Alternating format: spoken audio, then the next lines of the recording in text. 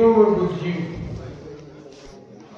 समाज सेवियों में समाज सेवी, राष्ट्र के निर्माण में कुर्बानी देने वाले पत्रकार जो बंधु बैठे हमारे, एक कहावत है सूरज को दिया दिखाना। तो मैं पत्रकार बंधुओं के सामने कोई बहुत बड़ा विश्लेषण तो नहीं कर सकता, लेकिन मैं अपनी अंतरात्मा की जो बात है, जो मैंने अपने जीवन में 28 साल में देखा है, वो चीज़ जरूर आपके बीच में रखूँगा। सबसे पहले आप सबको, हमारे नेपाल से साथी आए हैं, हमारे वरिष्ठ कुछ बुद्धिजीवी भी हैं, कुछ कर्मचारी यूनियन के भी नेता हैं। मैं सबको अपनी तरफ से इसलिए बधाई देता हूँ कि आपने हमको यहाँ बुला करके, हमने जो सम्मान का आपको करने का मुझे मिला, मैं अपने में बहुत गर्व महसूस करता हूँ कि बुद्धिजीवियों के बीच में मुझे बुलाया गया।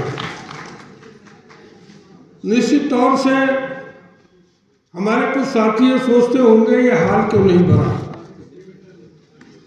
बुद्धिजीवियों का हाल नहीं भरा जाता है, उनकी कोर कमेटियां होती हैं और राष्ट्र के निर्माण में विचार होता है, और घंटों तो घंटों नहीं, 24 घंटे भी काम होता है।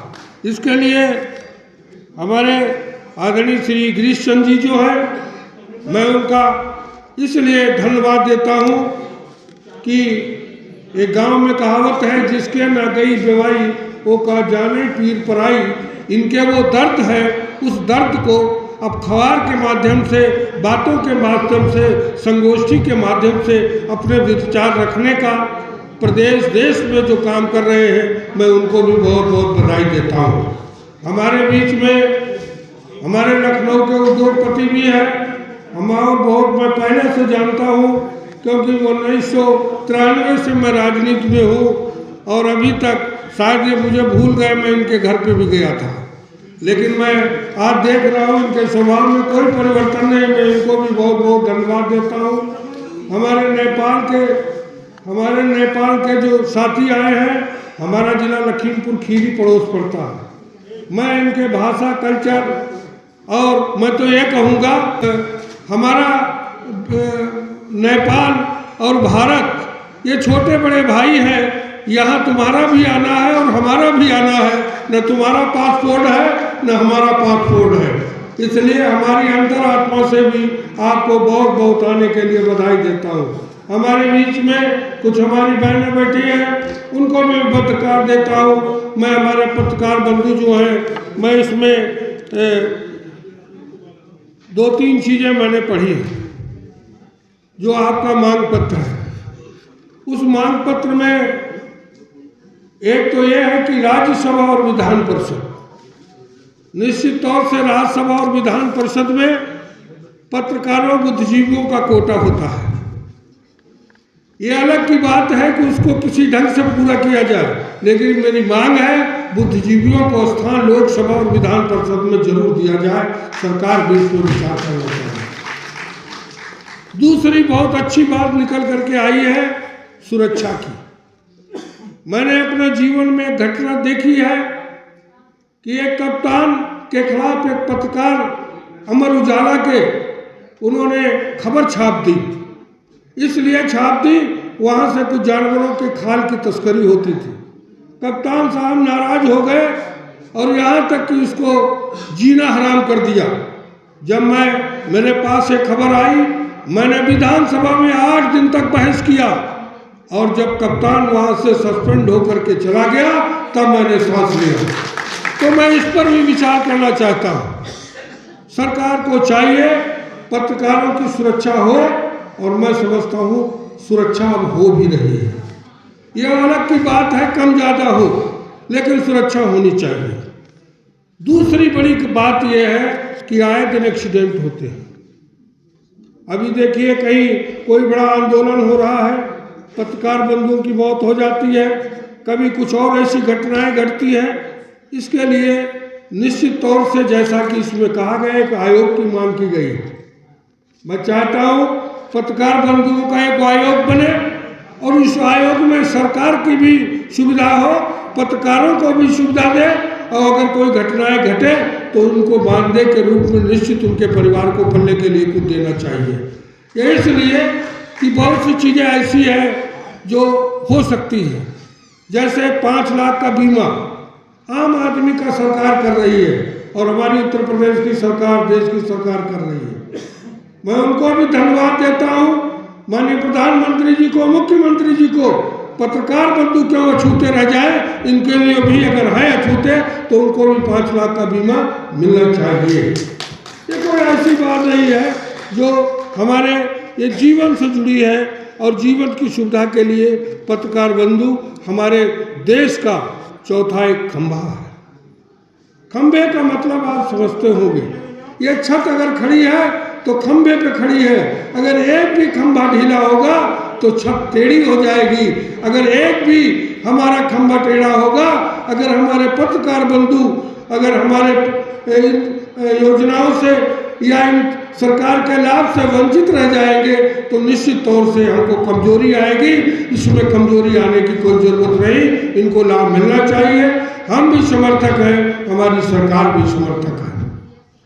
तीसरी एक बड़ी अच्छी बात कही गई है इनमें, वो बात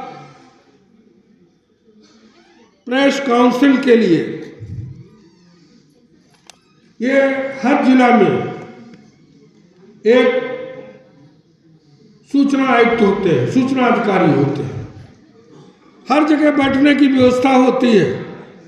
सरकार के बड़े बड़े प्रोजेक्ट हैं, बहुत बड़ी बड़ी जगह है, कहीं न कलेक्टर के पड़ोस में, कहीं सीडीओ ऑफिस के पड़ोस में, कहीं एक छोटा 2-3 कमरे का घर हर जिला में अगर हो जाए तो मैं समझता हूँ जनता को भी आराम है और सरकार को भी आराम है, क्योंकि सूचनाओं का आदान प्रदान होता रहेगा।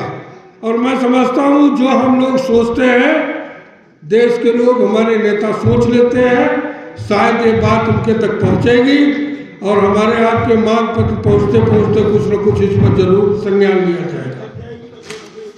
क्योंकि आज मैं ऐसी जगह बैठा हूँ और आज ये जो वेबसाइट उद्घाटन हुआ, ये छोटी बात नहीं है, ये बड़ी बात है। और मैं समझता हूँ चाहे पत्र अपना अखबार चलाते हो, पत्रकार करते हो या उससे जुड़े हुए लोग हैं, मैं समझता हूँ वो जितना संघर्ष करते हैं उतना शायद वो अपने जीवन की तरक्की के लिए संघर्ष नहीं करते हैं जितना सूचनाओं को आदान प्रदान करने में मेहनत करते हैं। मैं बाहर जाता हूँ, मैं देखता हूँ कि मैं बात को सर्किट हाउस में पहुँचता हूँ, हमारे पत्रकार बंधु आ जाते हैं, बताइए ठाकुर साहब कैसे आ गए, बताइए हीरा ठाकुर कैसे आ गए। ऐसा लगता है कि हमारा इनका पूर्व जन्म का कोई साथ है। इसलिए हमारा हृदय से सभी पत्रकार बंधुओं को बहुत बहुत आभार है। एक बात मैं चलते चलते जरूर कहूँगा कि चूंकि मैं कर्पूरी ठाकुर विचार मंच का राष्ट्रीय अध्यक्ष भी हूँ, 18 राज्यों में संगठन है। कुछ लोग सोचते होंगे हीरा ठाकुर तुम ऐसे कैसे चल देते हो, हीरा ठाकुर नहीं चलते, हमारा मन चलता, हमारा मनोबल चलता है। जैसे हमारा इस राष्ट्र के लिए पत्रकार अपनी हथेली पे जान लेकर के जाता है, हीरा ठाकुर ऐसा भक्त है, ऐसे महान पुरुष का हथेली पे जान लेकर के आपके बीच में जरूर आता है। हमारी सुरक्षा जनता कर सकती है, हमारी सुरक्षा ऊपर वाला कर सकता है। जितना साधारण जीवन जियोगे, जितना साफ सुथरा कपड़ा पहनोगे, जितना साफ सुथरा खाना खाओगे, उतने साफ सुथरे आपके विचार पैदा होंगे।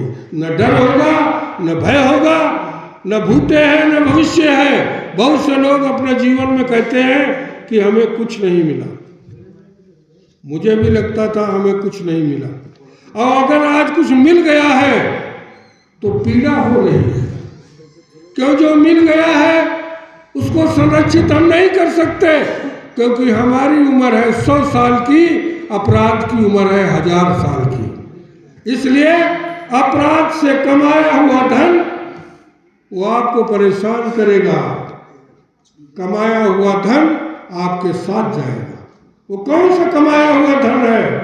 इसकी 100 साल की उम्र है, गाड़ी की 12 साल 15 साल की उम्र है, जहाज की 50 साल की उम्र है।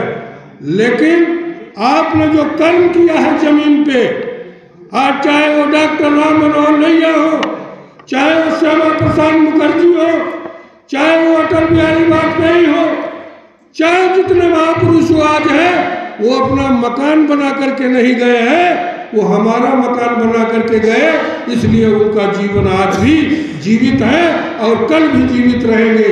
हमें ऐसे कर्म करने के लिए हमेशा प्रेरित होना चाहिए। हमारा जो अखबार का जो मुंह रखा गया, यह उस समय रखा गया था जब देश में लोग अखबार में नहीं, हाथ पे लिखते थे, कागज पे लिखते थे और लोगों के बीच में पहुंचाते थे। वो कौन लोग थे? यही पत्रकार बंधु थे। क्योंकि हमारी सूचना पहुंचे, हमारा देश आगे बढ़े, हमारे गरीब को न्याय मिले, इसलिए वो अपने जान जोखिम पे डालते थे। आज भी हमारा पत्रकार अपनी जान जोखिम डाल करके इस देश के निर्माण में गरीबों के लिए संघर्ष कर रहा है। इसलिए मैं अपनी बात समाप्त करने से पहले मैं आप सबको बहुत बहुत बधाई देता हूँ। और मुझे ऐसा लगता है कि जैसा कि मैंने कुशवाहा जी का संघर्ष देखा है, मैं आज से नहीं, मैं 25-26 साल से जानता हूँ। और इनका जो संघर्ष है, इनका जो सादापन है, जो इनका स्वभाव है, इनको लिए मुबारकबाद हो। और मैं उम्मीद करूँगा इसी स्वभाव के साथ आप दिनों दिन तरक्की करेंगे। एक दिन यही संगठन आप भी बुलाने जाते हैं, ये संगठन के पास आने के लिए बड़े बड़े मंत्री लाइन लगाएंगे। मेरी बात याद रखना, ये वो संगठन है, ये जमीन से जुड़े हुए लोग हैं। यहाँ आने की हमारी जरूरत है, आपकी जरूरत इसलिए नहीं, हमें कुछ आपसे लेना है और समाज में लेकर जाना है। इसलिए आप देने वाले हैं और हम लोग मांगने वाले हैं। इन्हीं शब्दों के साथ मैं बहुत बहुत आपकी बधाई करता हूँ। धन्यवाद।